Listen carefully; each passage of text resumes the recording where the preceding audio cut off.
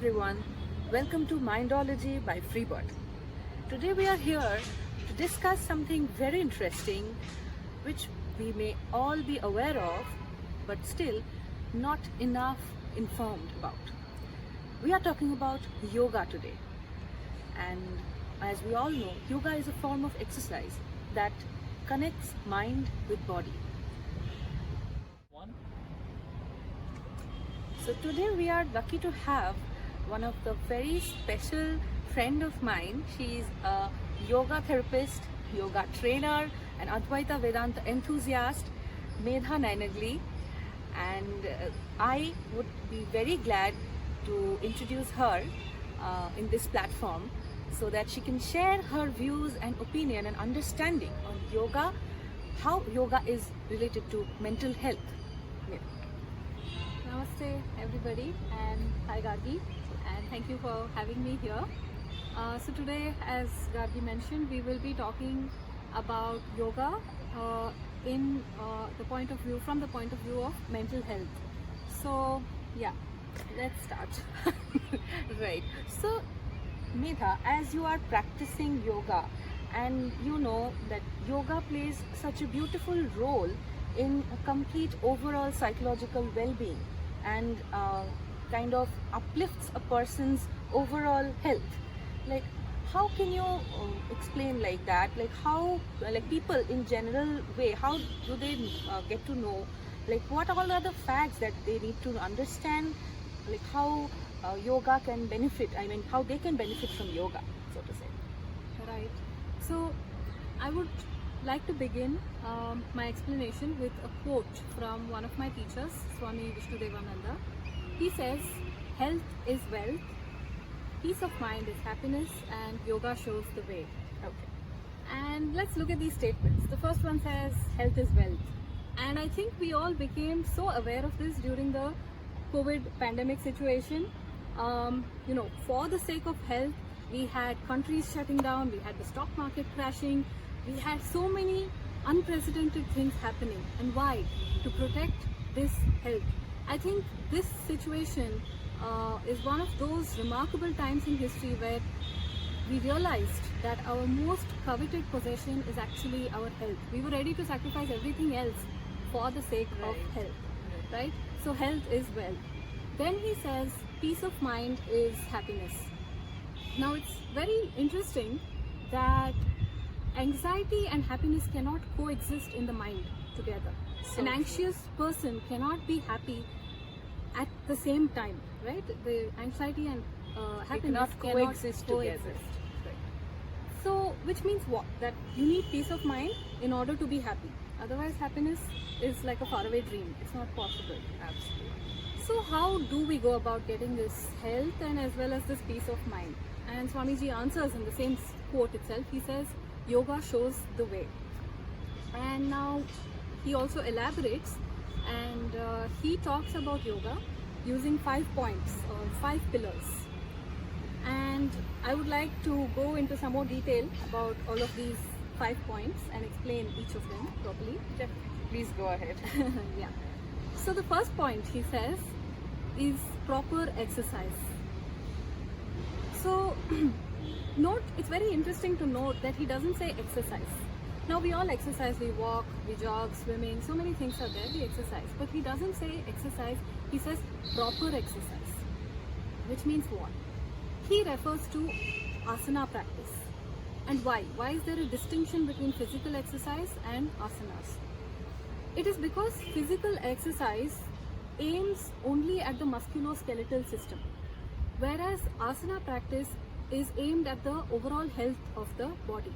So it targets the spine, the health of the spine, the digestive system, the circulatory system, the heart, so all the different organs, including of course the musculoskeletal system.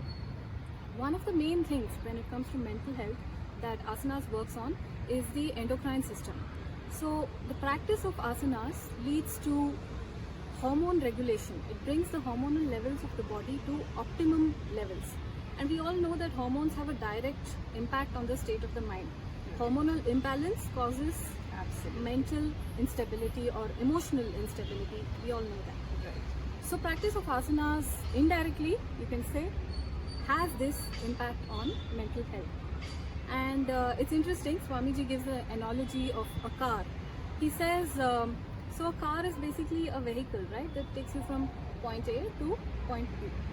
He says this system, this body that we've been given, this is also like a vehicle in this journey of life. And just like how we don't like breakdowns on our road trip, nobody likes a breakdown. We don't like a breakdown of this body in the journey of life. We want it to go smooth, right? And you know, this asana, proper exercise, what he calls, he compares this to the lubrication system of the engine of the car.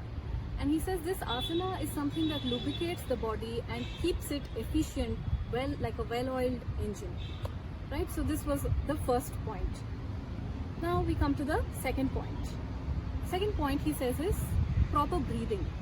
Again, he doesn't say just breathing, because all the time we're breathing. You and me are breathing right now. Right. It's not possible to live without breathing. So he adds proper breathing. The yogis discovered that there is a very deep connection between the mind and the breath. So next time you're agitated or excited or anything, angry, just observe your breath. Usually you'll find it is rapid, fast, shallow, this kind of breathing. And observe breathing when you are asleep, not when you are asleep, when somebody else is asleep. So just observe. It is deep, it is long, it is slow, right? So there's a connection between the mind and the breath. This is actually a two-way connection. Yes.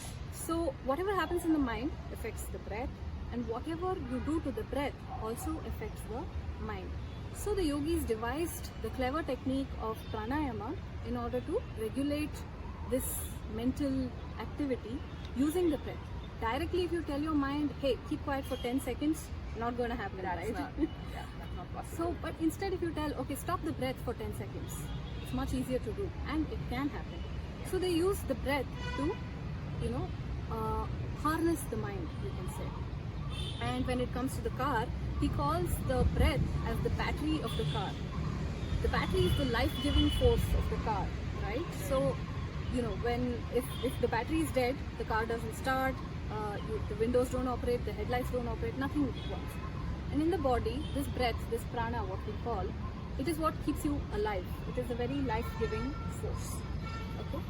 So this was the second point, proper breathing. The third point he says is proper relaxation. Now every night we relax when we go to sleep, but he's not talking about that. Proper relaxation. Okay. Proper. Yes. So this time he's talking about conscious relaxation. He's talking about using the mind to relax the body as well as the mind. So using the process of autosuggestion to work on the body and on the mind. And this has the effect of working on deeper subconscious levels than just sleep. And you know, there's been a lot of research done these days, and they find that 30 minutes of this conscious relaxation is equivalent to 6 hours of sleep in terms of relaxation and freshness. Now, not as a substitute, but just the, you know, to understand. And this proper relaxation, he calls it the coolant of the car. The coolant liquid that cools the engine down Right. when it overheats. And it's such an important part of the car, because if, you know, that coolant is not there, the engine will overheat and explode. And in the mind, if there is no cooling system, same thing happens. The mind overheats and explodes in different ways. We have breakdowns, anger, so many things. Right, so that was the third point, proper relaxation. Then we come to the fourth point, which is You need breathe. proper diet. Diet, very important and very vast topic. Very relevant one. Yes. I'll just tell briefly that he says that the proper yogi diet is a lacto-vegetarian diet, a sattvic diet. So just like how you would never put petrol into a diesel car, it will cause harm and eventually the car will break down. He says you should not put the wrong food into the body, because in the long run it is going to have some consequences. So that is why a vegetarian diet is recommended, because it has been found that meat and spicy food tends to increase the agitations in the mind, and certain other foods like alcohol or stale food, these things have a effect to dull the mind, to kind of, not in a good way, not a dulling in a good way, to dull the mind. So diet also becomes very important. So this is the fuel of the car. And the fifth and one of the very important points he says is meditation and study of the scriptures. This works directly for the mind. And can you guess which one in the car, which component of the car? It is the driver of the car. You can have a perfect car, Okay. but if you have a driver who doesn't know how to drive, or a driver not in a good condition, you're going to meet with an accident, right? Absolutely. So, driver is one of the most important things. So, in the same way, the mind, the body can be in perfect condition, but if the mind is not in a good state, then there's no point in having a very good body, right? So, for this, he recommends meditation and the study of the scriptures. And so, these are the 5 points of yoga. Very beautifully you have described like all the vital points that yoga. It's Swamiji's. I have just borrowed. Yeah, definitely. Like, yeah, but you have explained it very beautifully to our viewers, and what I can understand, like our viewers can get this, the takeaway from this discussion should be like the role of multiple things that yoga plays, and it impacts our mind. It impacts how it creates such a deep rooted impact. So what are all those things? First of all, role of like as yoga we do, there are like the bodily hormones, the endocrine system, then it gets affected, and also it gets enriched. Along with that, we got to know about the role of relaxation. We got to know the importance of the pranayam, and also along with that we understood one very important fact that Medha addressed, that 30 minutes of relaxation can actually give you that mental peace and coolant effect of sleep. Okay, so 6 hours of sleep. So along with that we got to know about the diet, the role of sattvic diet, and importance of meditation. Beautifully addressed by Medha. So, to conclude, I would like to request my viewers that if you like this video, please just click the like button, and also comment us. Comment what did you like, and what are the other things that you would like us to discuss, you would want us to discuss, and so that we can get back to you. And please don't forget to subscribe our channel. I want to add one more thing. So, a lot of research is being done in the modern world about yoga and pranayama and the effects, and I'm sure if you Google it, you will find. But I just want to say that, rather than take somebody else's word for it, just try it out yourself. Once you experience it, there's no further need for proof. Once it works on you, there's no point in a research paper telling you it works. You know it works already. Absolutely.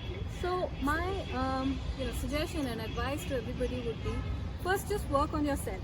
If you are yourself drowning in quicksand, then it is not possible to help somebody else who is also drowning in quicksand. So first, get yourself out.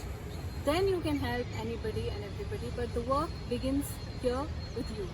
So with that I would like to conclude, and there are a lot of resources and teachers available who are ready to teach, and please do reach out to anybody, including me, and we would be happy to guide you. Yeah, Thank you please so much. write your views in the comment section and let us know. And thank you, Medha. Thank you so much for being here with us today. Thank you.